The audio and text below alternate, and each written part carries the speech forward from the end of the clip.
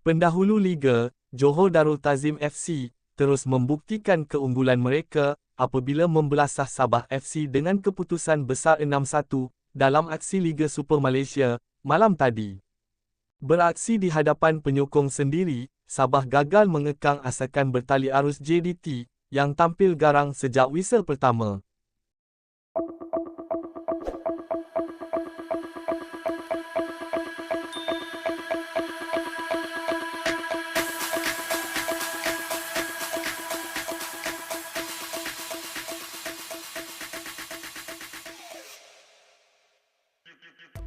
JDT membuka tirai jaringan menerusi sepakan penalti Bergson pada minit ke-9 sebelum menggandakan kelebihan hasil jaringan Mujagid pada minit ke-21.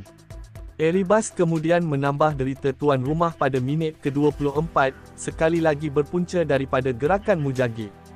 Sebelum tamat babak pertama, Mujagid melengkapkan aksi cemerlangnya dengan gol keempat JDT pada minit ke-40, menjadikan kedudukan 4-0 ketika rehat.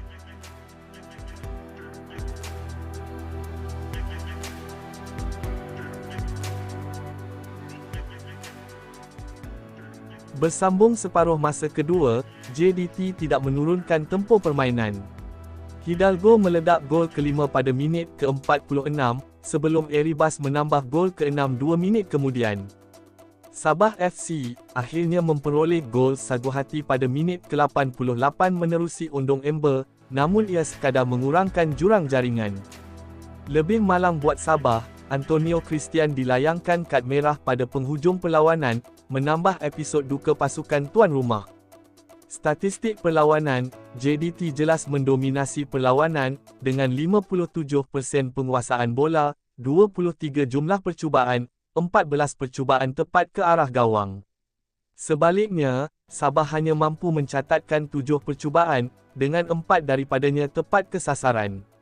Kemenangan besar ini mengukuhkan lagi kedudukan JDT di Persada Liga, manakala Sabah perlu segera bangkit bagi mengelak terus tercicir dalam saingan.